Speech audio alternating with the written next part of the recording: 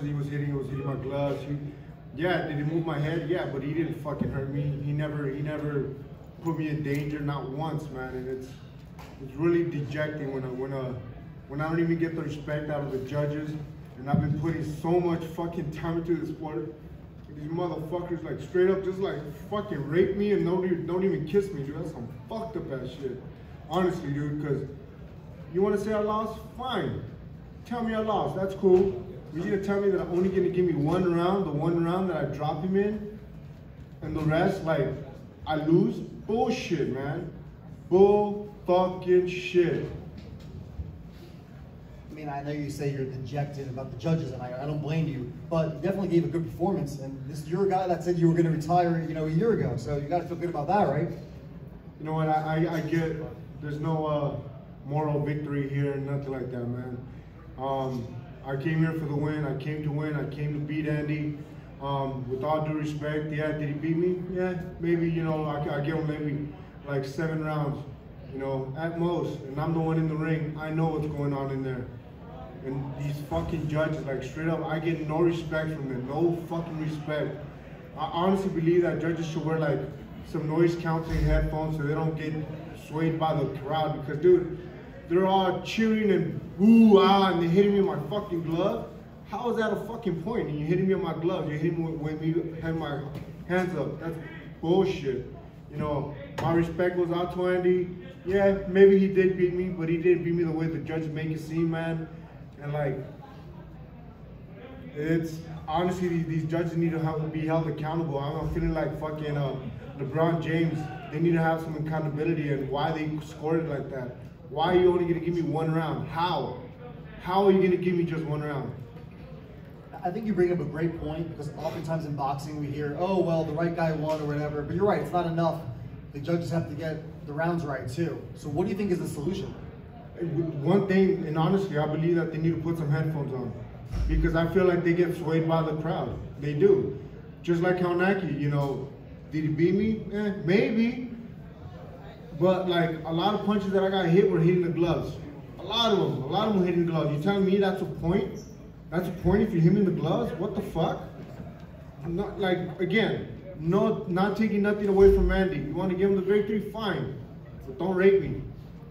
You know, Chris, you're a guy that said that you regretted not giving it more of your all when you were younger, but you're doing your best now, and you got to be pretty. I know you wanted to win, obviously, and there's no moral victories like you said, but you got to be pretty proud of. I mean, you dropped him hard. That was no flesh knockdown. Yeah, I give myself all the credit. I give Joe all the credit because we were trained. We trained hard for this fight. We were ready for this fight, man. Like I never overlooked him, and I did everything I had to do in the gym, man. And well, what can I say, man? I'm dejected. I am. Personally, there's no more victory to me. You know, people say, oh, you did good, you did great, but like, fuck. These asshole judges see something different. Like, how? How do you guys see that? I don't get it. I got hit in the gloves. I was moving my head. Like, I'm still all right. Like, I didn't come out with no big old black eye. My nose wasn't busted. Like, come on, guys. Chris, you rocked them there in the second. Did you feel like you really hurt him to perhaps finish the fight? I absolutely hurt him, but you know, Andy's a very dangerous fighter. We've seen that against AJ, and I didn't want to get caught with a sucker punch, and I wanted to make sure that I measured him and I caught him right.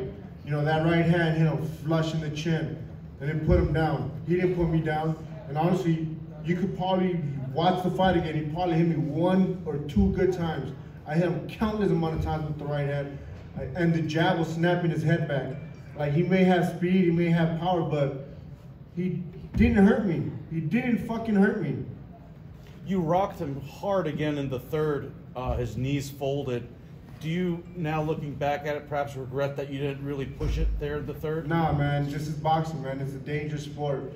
And I did what I had to do, you know. I was cautious and I was trying to catch him again, obviously. But, again, everything behind the jab and everything behind the counter. I wasn't going to just go in there and be an AJ and throw fucking caution to the wind. You know, he was always a dangerous fighter. We're Mexican fighters. We get up and we get up to fight.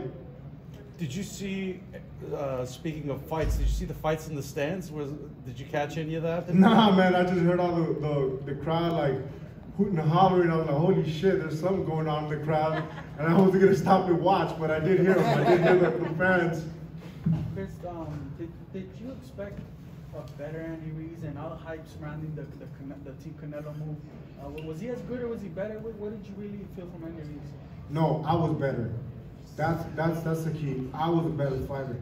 They didn't expect this Chris Arreola. You know, no disrespect to him. You know, he came out in great shape, and he was in great shape. This fighter would beat AJ, would easily knock out AJ, but he couldn't do that shit to me because I am a better fighter. I came in great condition. I was ready for Andy.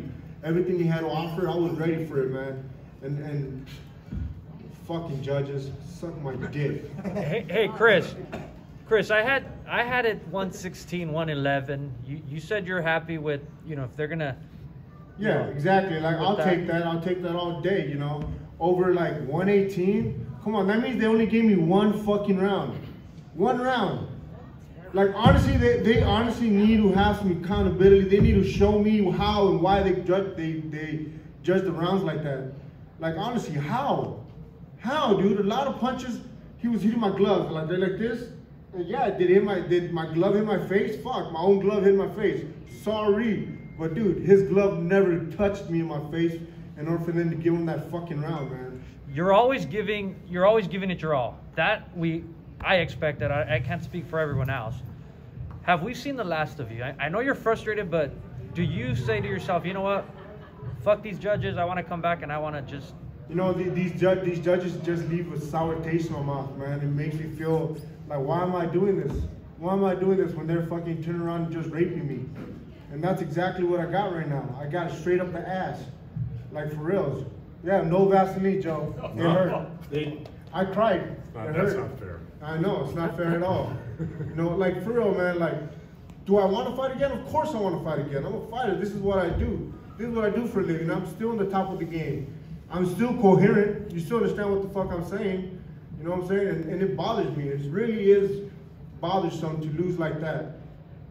You know, to your point, you said that you were better than they expected, and you were a big time prospect. You were always a talented guy. You admitted yourself that you didn't give it your all earlier on, but now two straight tough guys in Kovnatski and Ruiz. You gave them both really good fights.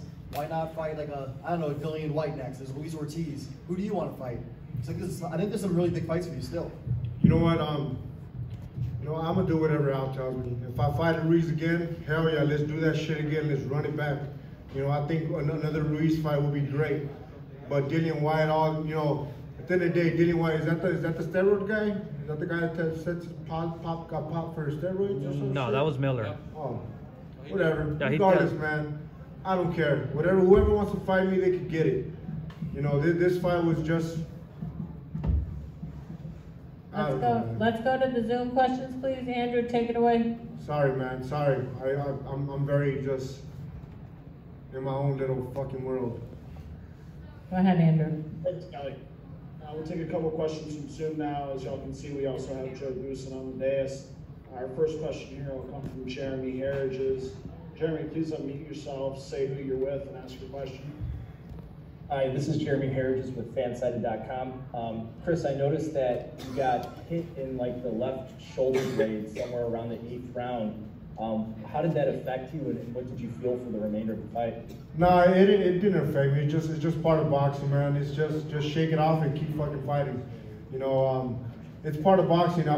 There's always injuries in boxing. There's always injuries in sparring. You know, that's why we spar so much. You know, because things happen in sparring, and gotta learn to overcome them. And trust me, it had no bearing in the fight. It had no bearing on the scorecard. And I kept fighting the way I fight. You know, I kept throwing the jab. And you know, let's be honest. You know, he had a good jab. He had a good jab himself. But trust me, if you guys look back at it and turn down the volume, I snapped his head back a lot with my jab. A lot more than he snapped my head back. Your hand speed, your movement around the ring, you looked very quick on your feet. How much do you attribute that to your conditioning and your weight for this fight? You know what? You guys are always harboring in weight, but it's not about weight, it's about being in boxing condition.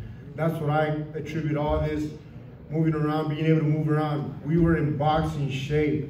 You know, if you tell me to go run a marathon, I couldn't run a marathon right now. But if you tell me to go another 12 rounds, I may be able to go another 12 rounds. I'm in great boxing shape. Let's remember that. We are training for a boxing fight. We're not training to run. We're not training for nothing.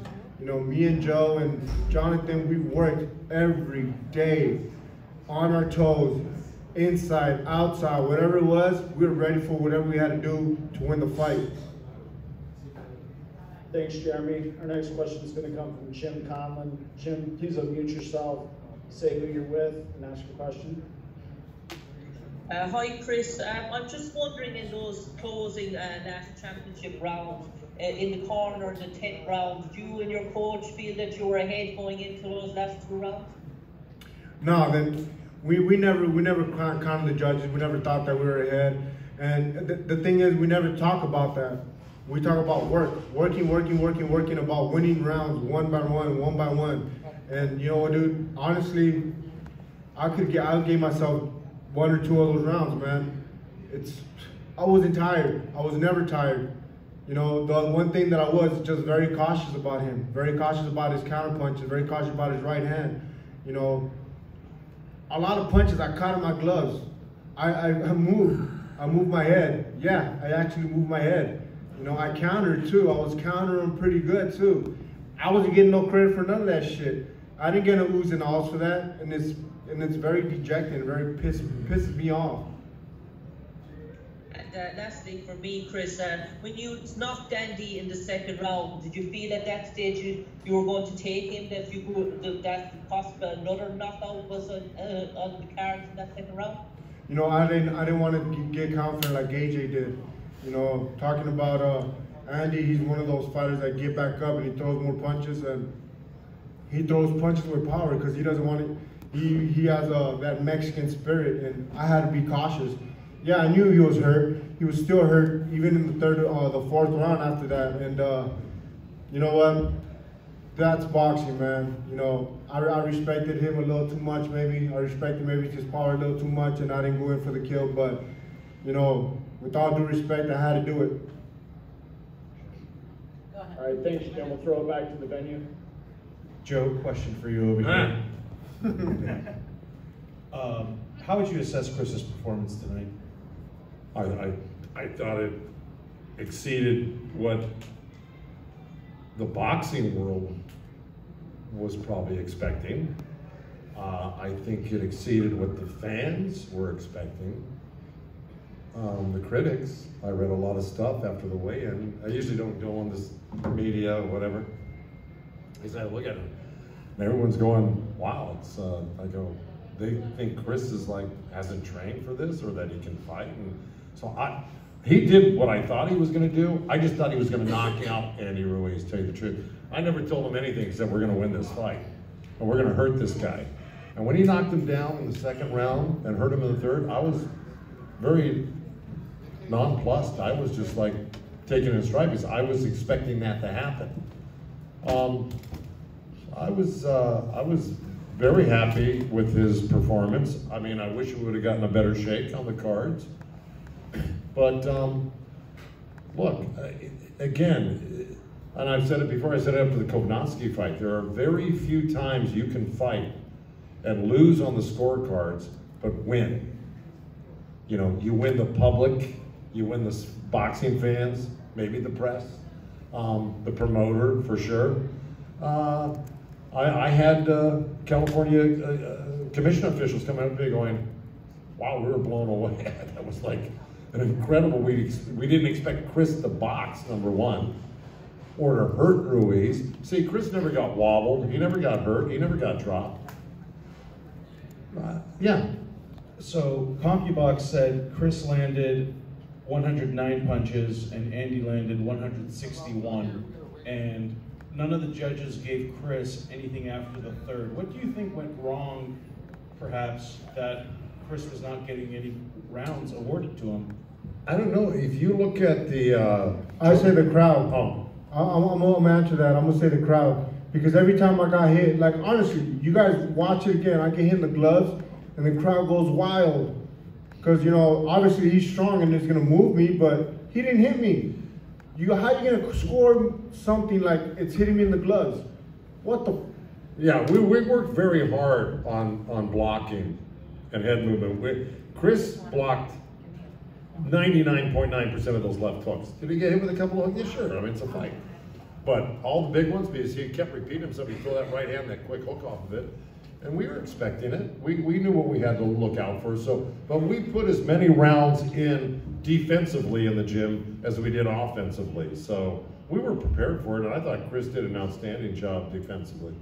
Chris, what was the deal with your left arm? I noticed you were shaking it a bunch. You were looking at it, maybe your elbow, your arm, your hands. You know, no, it was like once, it was probably after the 9th round, he hit me like in the shoulder blade, and I almost felt like he almost dislocated my shoulder. Like for real, he's a strong dude, man. And, you know, I just had to shake it off and just keep fighting, man. It's just part of boxing, man. You know, I'm an old dude. You know, there's a couple of things that cricks and crackles and shit like that. But other than that, man, it did not affect it. I kept throwing the hand. I kept throwing my jab and stuff like that. And honestly, when I threw my jab, I snapped his head back a couple times, more than a couple times, man. And lastly, you know, in Andy Ruiz, he's younger, of course, and he's a guy like yourself that's battled some weight issues and, you know, scrutiny. What do you see in him that maybe reminds you of yourself, or like, where do you see him going, I guess? Wherever he wants to go. And to be honest with you, you know, he's going to have another opportunity. He's going to have more opportunities to prove himself, you know, and if he wants to run it back, God willing, let's do it again, you know. This wasn't a bad fight. It was a great fight in my eyes.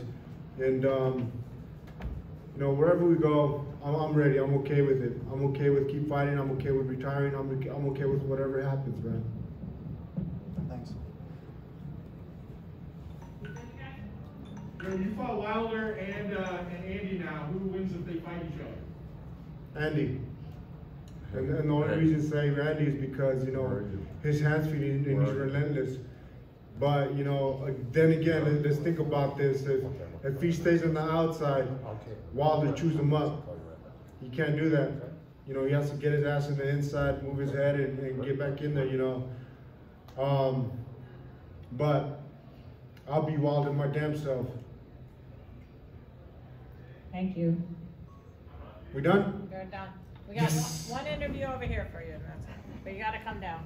Come on, you love this. Yes. Come on,